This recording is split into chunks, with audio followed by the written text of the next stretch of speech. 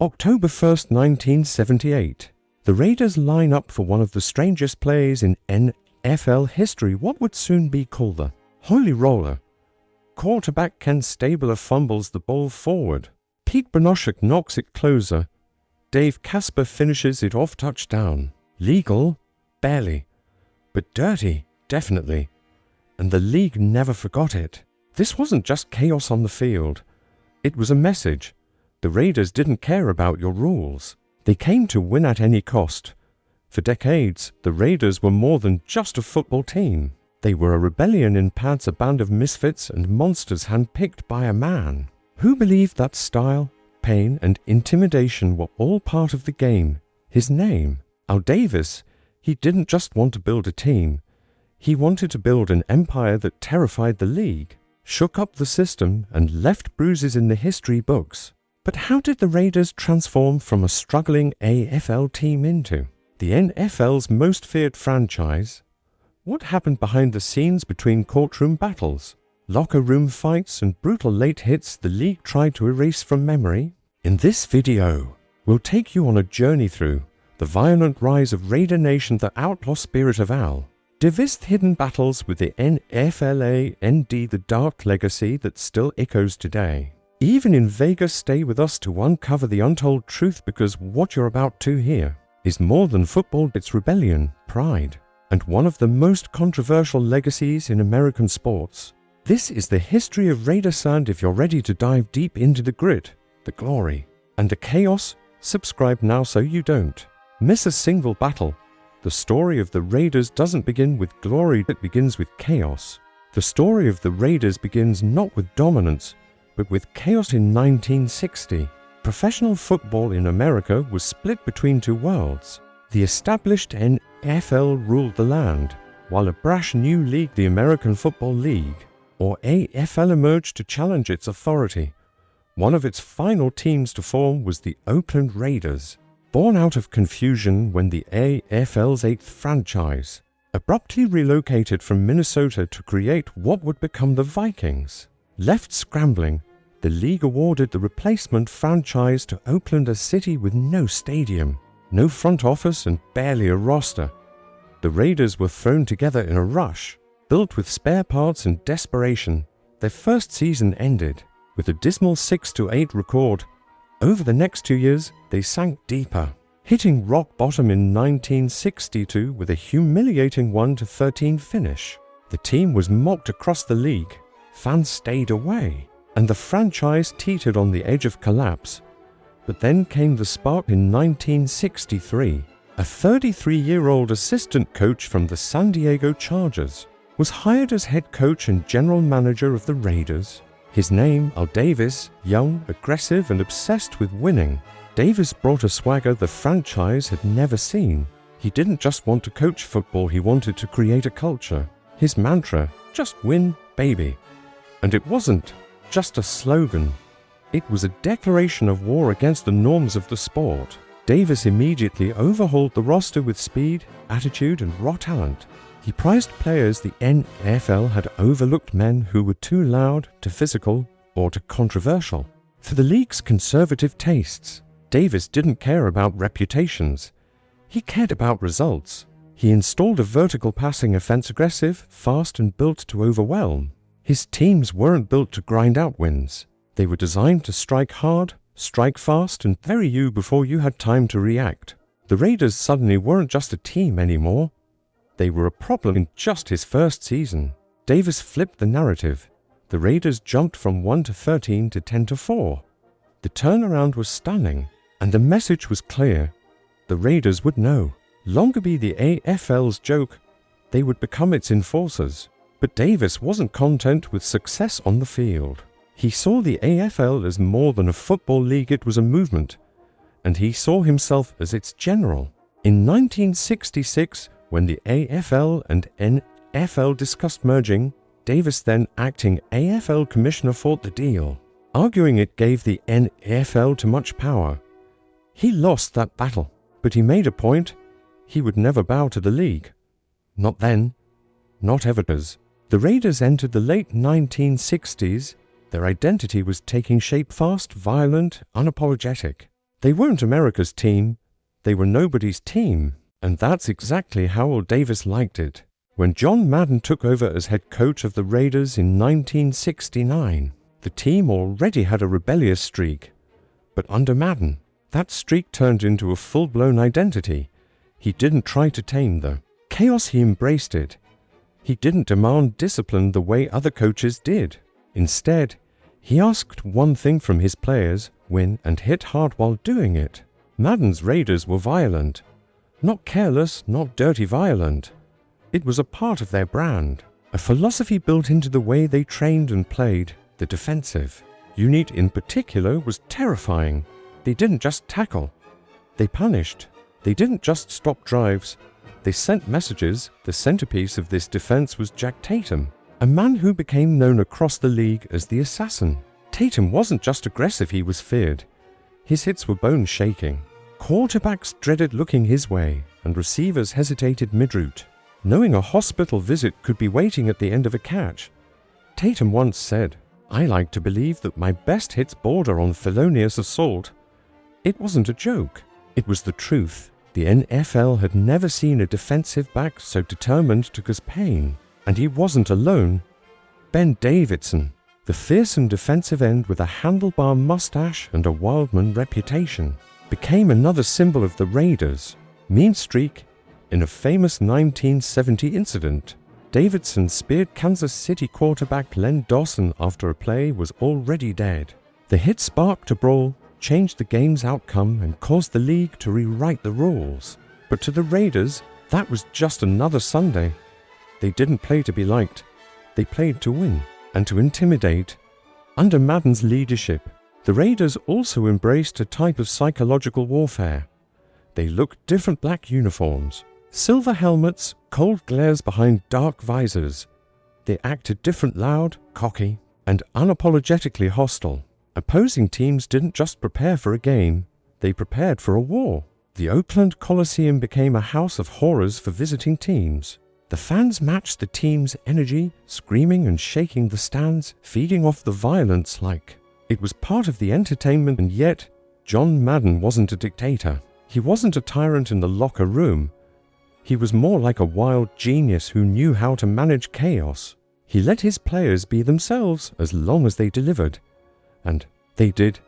Between 1969 and 1978, Madden's Raiders posted one of the best winning records in NFL history.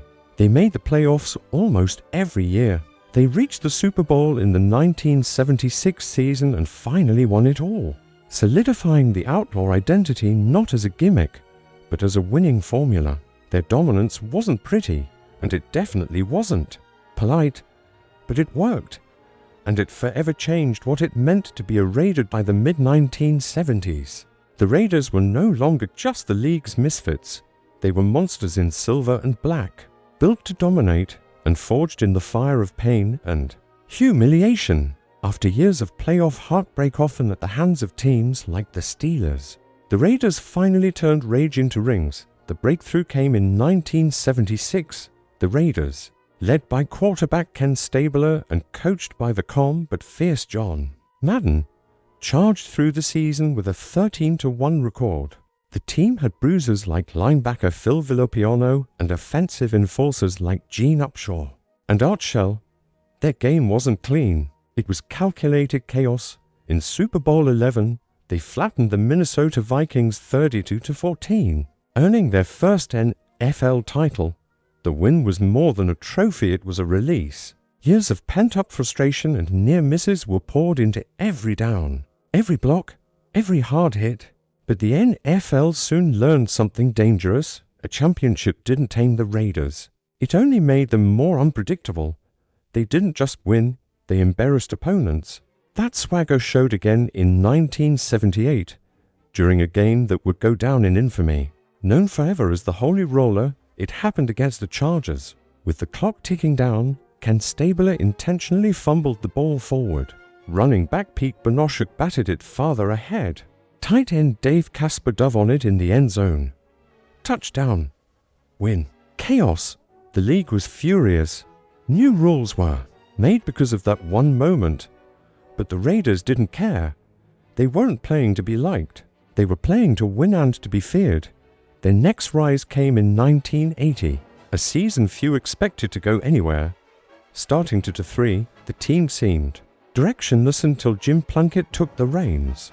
Plunkett, once considered a washed-up backup, led a brutal comeback story. The Raiders surged through the playoffs as a wild-card team, a first in NFL history. In Super Bowl 15, they overwhelmed the Philadelphia Eagles 27-10. Once again, it wasn't just a win, it was domination. The defense forced turnovers. Plunkett threw bombs. The Raiders made it clear, no matter the odds, they would find a way to punish and conquer. Then came 1983. The team had moved to Los Angeles, but the outlaw energy traveled with them. This time, the Raiders were led by Marcus Allen, whose Super Bowl 18 performance became legend. Allen's 74-yard touchdown run where he seemed to reverse course mid-play broke the Redskins' will and symbolized exactly what the Raiders were: unpredictable, unstoppable, and unforgettable. They crushed Washington 38-9. It was a message. While others played by the book, the Raiders rewrote it.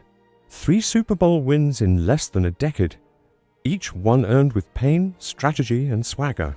No dynastic polish, no Hollywood smiles, just grit, scars, and silver and black fury. In the beginning, there was no silver, no black, no mystique, just a struggling AFL team in Oakland playing in front of half-empty stadiums, and a city that barely knew it had a football team. The Raiders were born in 1960, but their early years were anything but glorious. The team was rushed into existence.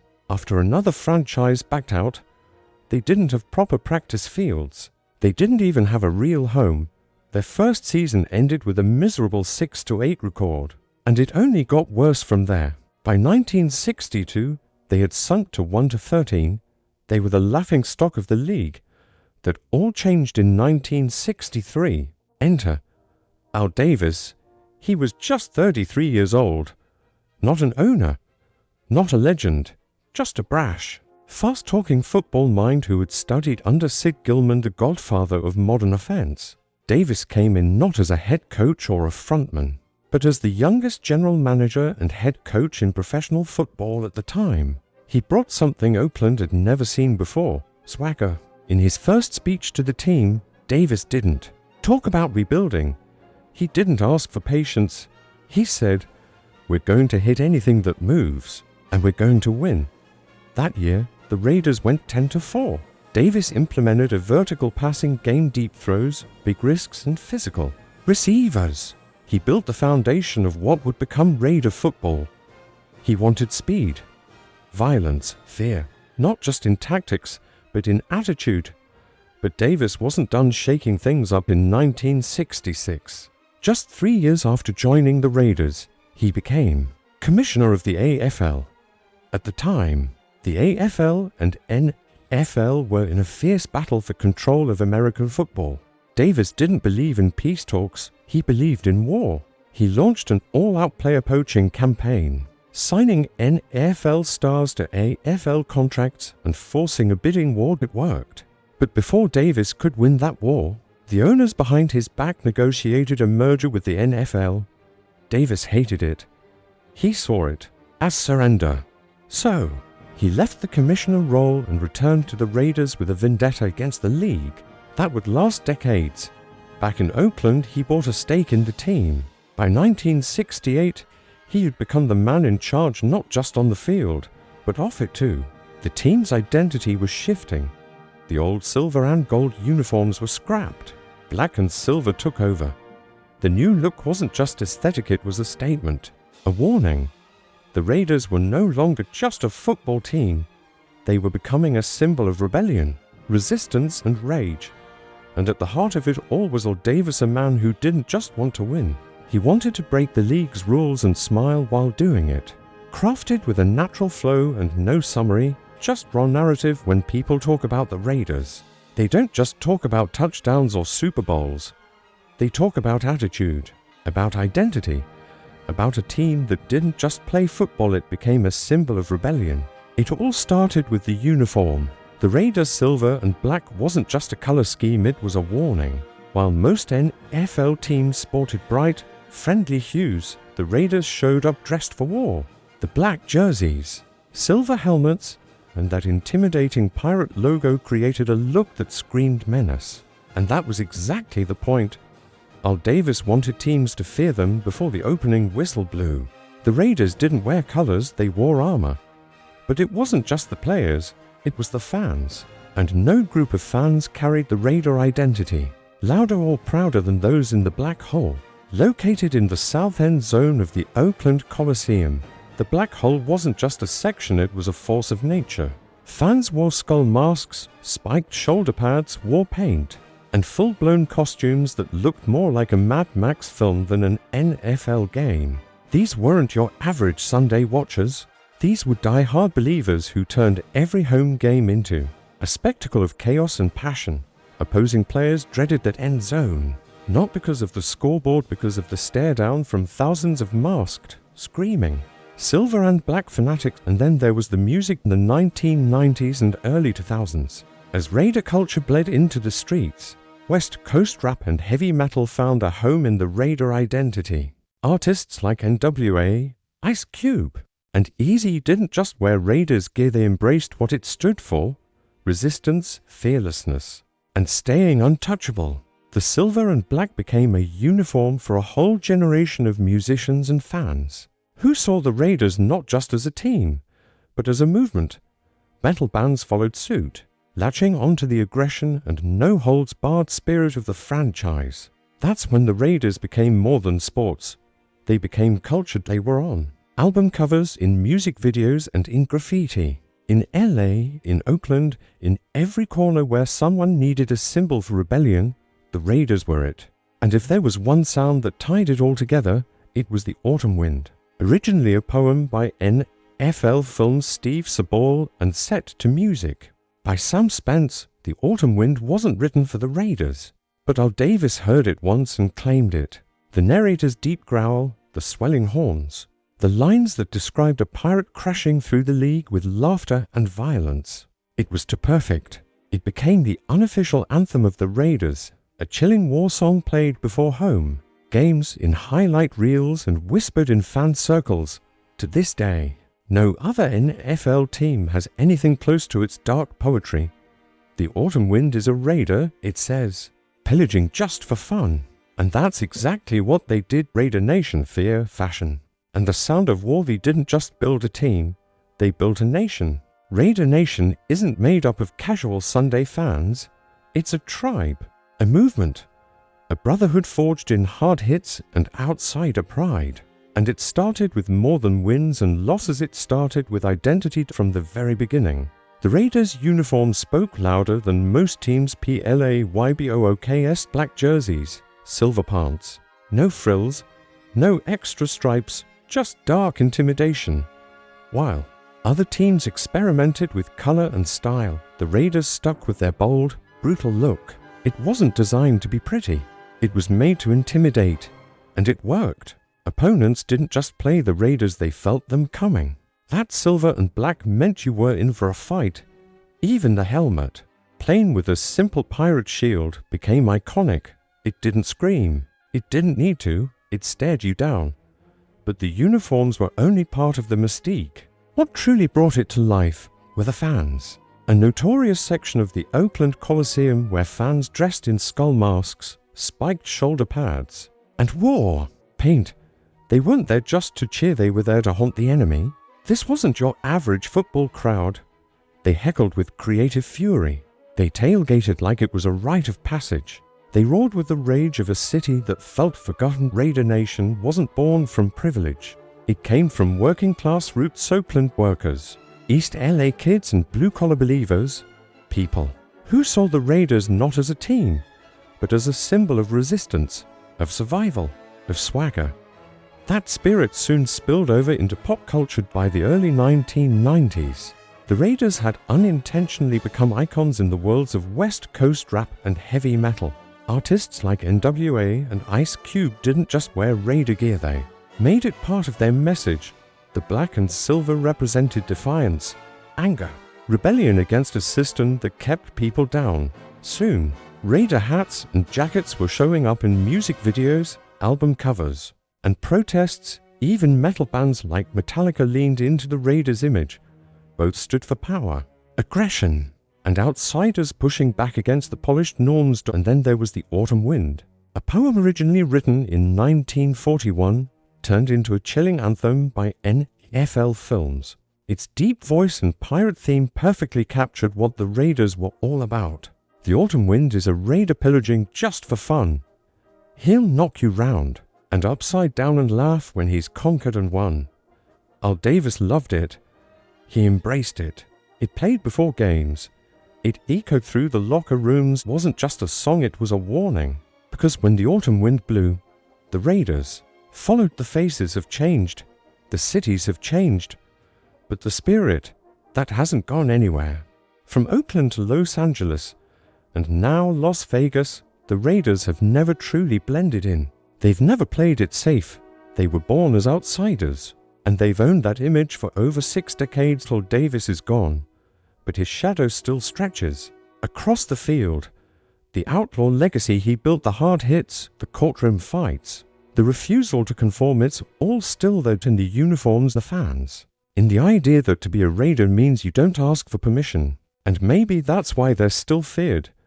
Because deep down, the NFL doesn't just see a team. In black and silver, they see a challenge, a reminder that the rules can be bent, that swagger can be weaponized, that history, real history, isn't always clean. And as long as that autumn wind keeps blowing, you'll know the Raiders are still out there ready to knock you round and laugh when they've conquered and won. If you felt that story, give this video a like. And let us know your favorite Raider moment in the comments if you want. More true stories from the shadows of the NFL. Subscribe to History of Raiders because the legend is just getting started.